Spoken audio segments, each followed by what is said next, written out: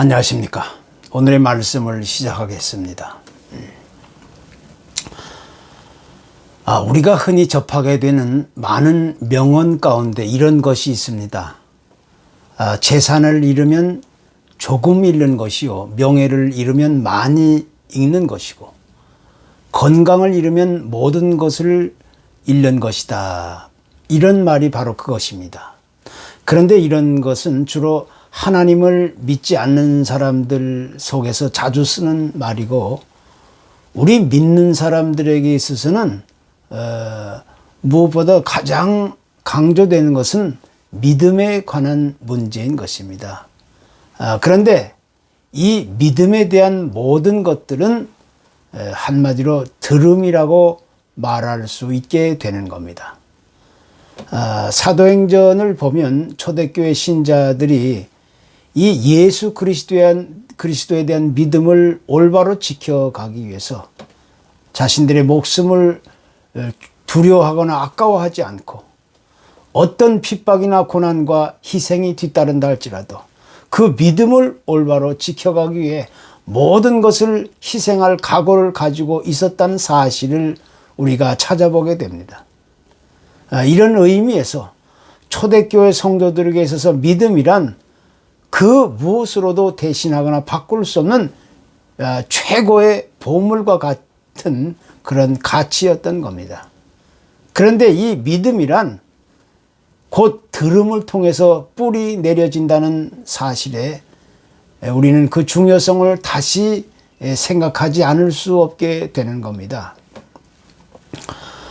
요한계시록에 이 4대 교회에 대한 경고가 있는데, 말씀하기를 실상은 죽은 교회다, 이런 말씀이 있습니다.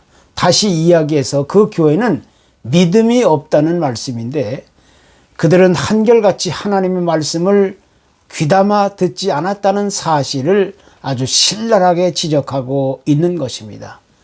그들은 그만큼 하나님의 말씀을 귀담아 듣는다는 것은 참으로 우리에게 있어서 가장 중요한 믿음의 핵심적인 요소라고 말하게 되는 겁니다. 유대인의 탈무에도 사람의 귀가 둘이고 입이 하나인 이유는 듣는 것을 2배로 하라는 의미인 겁니다. 다시 말해서 사람은 말하기보다는 듣는 일에 더 집중하고 관심을 보여야 된다는 사실을 이야기해 주고 있는 것입니다. 미국의 최대 제약회사인 이 파이저의 제프 킨들러라는 회장이 있습니다.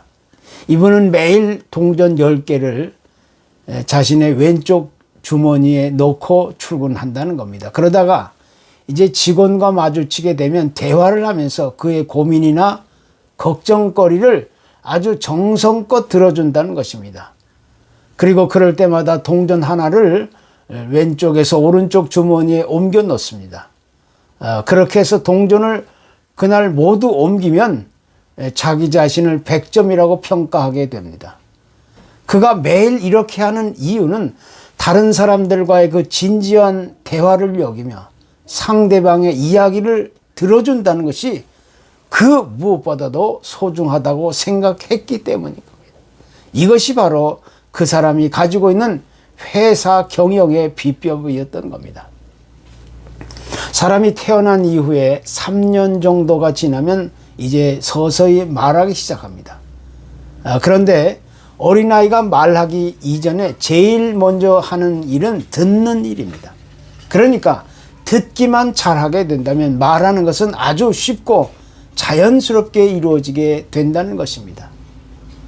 이 성경에도 이 들음, 이 듣는 것에 대한 단어는 구약에서 약 1000번 정도, 신약에서 400번 이상이나 나오는데, 이것은 그만큼 하나님의 말씀을 듣는 일에 최선을 다해야 하고 또 적극적인 관심과 정성을 기울여야 할 것을 강조하고 있는 말씀입니다.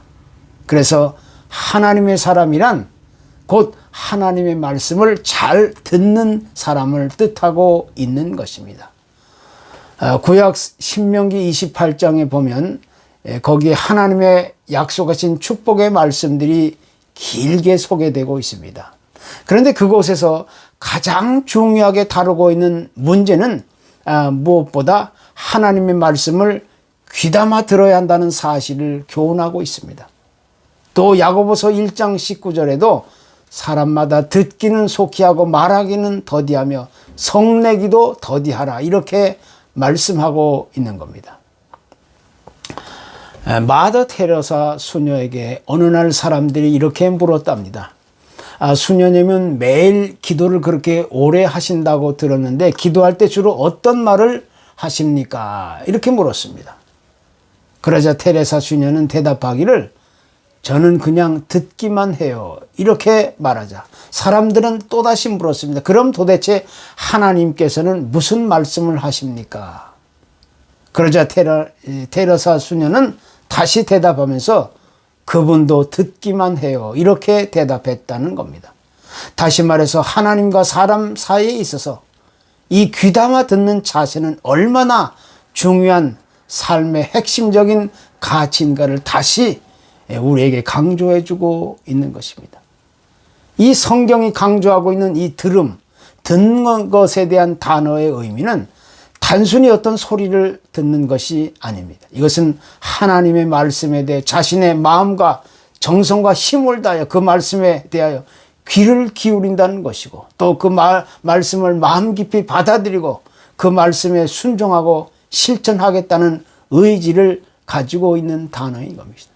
그래서 믿음을 한마디로 정의한다면 곧 들음의 삶, 듣는 자세와 태도를 우리에게 가르쳐주고 있는 것입니다. 우리 인간이 가지고 있는 지식은 말과 글을 통해, 교육을 통해서, 또 배움을 통해서, 그리고 각자의 경험을 통해서 이루어지게 되는 겁니다. 그러나 그런 지식이나 경험이나 사고와 이론은 각자의 수고와 노력으로 이루어지게 되지만 우리가 가지고 있는 이 개인적인 지혜는 그렇게 이루어지는 것이 결코 아닙니다. 우리가 흔히 지혜라는 말을 쓸 때 제일 먼저 떠오르는 인물이 있다면 우리는 구약의 솔로몬 왕을 떠올리게 됩니다. 그 솔로몬 왕에게 있어서 그는 지혜를 배우고 경험하고 터득한 것이 아닙니다. 그에게 있어서 가장 핵심적인 지혜의 요소는 무엇보다도 듣는 마음이었습니다.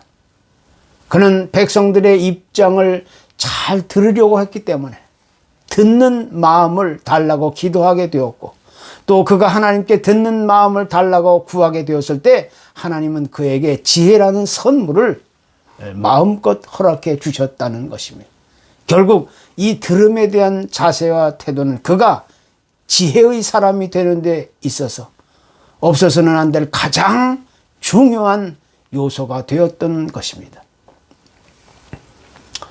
중국의 어느 한 시골 마을에 주일이면 몇몇 사람들이 함께 모여 가정교회를 이루며 예배를 드리는 곳이 있었습니다. 이런 곳에 설교하는 사람이 있을 수가 없죠. 그들은 서로 돌아가면서 예배를 인도하게 되었는데 어느 날 먼 곳에서부터 한 신학생이 이곳을 방문하게 되자 평소보다 많은 사람들이 그 가정교회에 모이게 되었습니다. 이제 신학생은 미리 준비해온 말씀을 가지고 열심히 전하게 되었는데 이제 그 예배를 마치게 되었는데도 불구하고 사람들은 집으로 돌아갈 생각을 전혀 안 하는 것이었습니다. 그러면서 계속 자리에 앉아서 말씀을 더 들려달라는 것이었습니다. 그래서 이 신학생은 하는 수 없이 창세기부터 시작해서 자기가 아는 말씀을 하나씩 소개해 주게 되었습니다. 그러다가 저녁이 될 때까지 오후 내내 그의 말씀을 듣게 되었던 겁니다. 바로 이러한 진지한 모습들이 그 당시 가정교회 구성원들이 진정한 신앙적인 참 모습이었던 겁니다.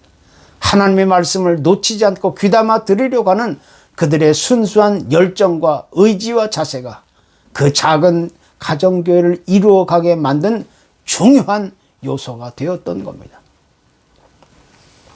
이에 비하여 오늘날 우리 그리스도는 얼마나 편안하고 안락하게 아무런 수고나 노력이나 열정도 없이 아주 쉽게 하나님의 말씀을 대하고 있는 것입니까? 무엇보다 지금 이 시대는 복음의 홍수를 맞이하고 있는 시대입니다. TV나 신문, 방송, 책이나 수많은 영상을 통하여 또 수많은 매체들을 통하여 하나님의 말씀을 아주 쉽게 접할 수 있는 그런 편리한 시대에 우리가 지금 살아가고 있는 것. 그런데 이런 복음의 홍수 시대임에도 불구하고 많은 사람들은 하나님의 말씀을 올바로 듣지 못하여 목말라하고 있는 시대가 바로 우리가 살고 있는 이 시대라는 사실을 우리가 부인할 수가 없는 겁니다. 참으로 안타까운 마음을 금할 길이 없는 겁니다. 하나님의 말씀에 대한 순수한 열정과 기대와 사모하는 마음이 전혀 없기 때문에 사람들은 말씀을 외면하고 거부하면서 귀담아 들으려 하지 않는 겁니다. 이것이 바로 이 시대의 사람들이 가지고 있는 전형적인 비극의 원인인 것입니다. 오늘날 이렇게 과학과 문명이 상상할 수도 없을 만큼 아주 극도로 발달한 시대에 있어서 가장 불행하고 비극적인 우리 인간의 운명은 무엇보다 하나님의 말씀을 올바로 듣지 못하는 데서부터 시작된다고 볼 수가 있는 것입니다. 이것이 인간의 마지막 운명적 종말인 것입니다. 하나님의 말씀이 없는 것이 아니라 말씀이 있어도 듣지 못하고 있는 것이 이 시대의 아주 비극적인 운명적 종말이라고 얘기할 수가 있는 겁니다. 사도행전 16장에는 두아디라는 동네에 루디아라는 한 여성이 소개되고 있습니다. 어느 날 사도 바울이 조용히 기도할 장소를 찾다가 사람들이 적은 강가로 나가게 되었는데 바로 그곳에서 뜻하지 않게 몇몇 여자들이 모여 있는 것을 발견하게 됩니다. 그 중에 한 여성이 바로 루디아라는 분이었습니다. 이분은 옷감 장사를 하는 분이었는데 다른 여자들과는 달리 유독 이분은 다른 사람들의 말을 아주 귀담아 듣는 그런 사람이었습니다. 바로 이때 바울이 전하는 복음의 말씀을 루디아는 아주 귀담아 듣게 되었는데 얼마나 잘 들었는지 그녀는 하나도 빠짐없이 바울이 전하는 메시지, 말씀을 마음 깊이 받아들이고 새기면서 그의 말씀에 전적으로 순종할 각오를 이제 갖게 되었던 겁니다. 그래서 성경은 이런 모습을 자세하게 소개하면서 그녀가 사도 바울이 전하는 말씀을 듣게 되었을 때 그녀의 마음을 열어주셨다고 그렇게 기록해 주고 있는 겁니다.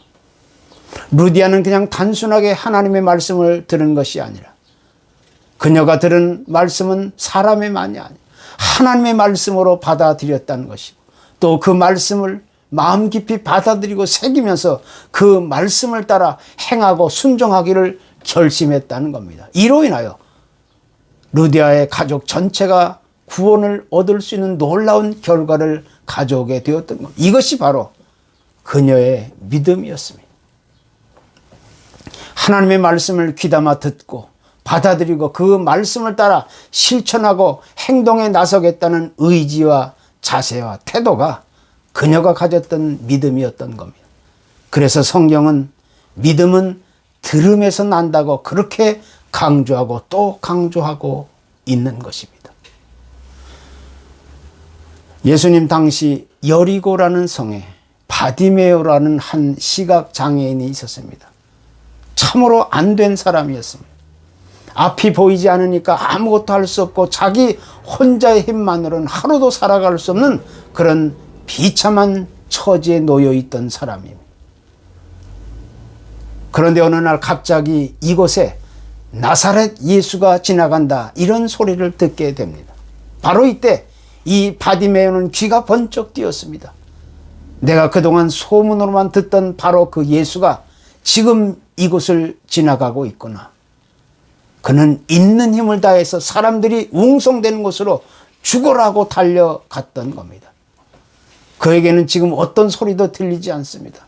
그를 비난하고 제지하거나 또 앞으로 나가는 것을 막아서는 사람들의 소리도 아랑곳하지 않고 오직 예수가 지나가고 있다는 곳을 향해 온몸을 던져 사람들을 해치며 뛰쳐나갔다는 겁니다. 결국 그는 예수님을 만나게 되었고 거기서 기적 같은 일을 경험하게 되었던 겁니다. 만약 그가 평소대로 지나가는 사람들의 소리만 들으면서 그곳에서 구걸만 하고 앉아 있었다면 그 사람에게는 아무런 변화나 어떤 일도 일어나지 않았을 것이 분명합니다. 그러나 그는 나사렛 예수라는 소리를 듣자마자 귀가 뜨이면서 그 소리를 따라 뛰쳐나갔던 겁니다. 결국 그는 들어야 할 것을 올바로 들을 수 있었던 기록적인 믿음의 사람이 될 수 있었던 겁니다. 그때 그 지역을 지나가는 사람들은 수를 셀 수 없을 만큼 많이 있었습니다. 그러나 구원자로 오신 나사렛 예수의 소식을 들을 수 있었던 사람은 오직 바디메오 한 사람뿐이었습니다. 그래서 그는 지금 이 시간에도 우리에게 올바로 들어야 할 것을 들어야 한다고 그렇게 강조하고 있는 것입니다. 오늘날 주일이면 어느 곳에서라도 아주 쉽고 편하게 그리고 흔하게 하나님의 말씀을 들을 수 있는 그런 시대에 우리가 살아가고 있습니다. 그런데 문제는 똑같은 말씀이라 할지라도 그 말씀을 어떻게 듣느냐 하는 데 있어서 그 결과는 크게 달라진다는 것입니다. 똑같은 말씀을 듣는다 할지라도 어떤 사람에게는 진리와 생명과 은혜의 말씀으로 들려지고 또 어떤 사람에게는 지루하고 답답하고 그냥 지나칠 수 있는 흔한 말로 들릴 수가 있는 것입니다. 이것은 그 말씀의 내용이나 전하는 자의 문제가 아닙니다. 이것은 전적으로 그 말씀을 대하는 자의 자세와 태도에 따른 문제인 것입니다. 그래서 성경은 귀 있는 자는 들으라 이렇게 강조하고 또 강조하고 있는 것입니다. 아무쪼록 이제 우리도 하나님의 말씀을 올바로 들을 수 있는 진정한 참 믿음의 사람이 되기를 간절히 소원합니다. 감사합니다.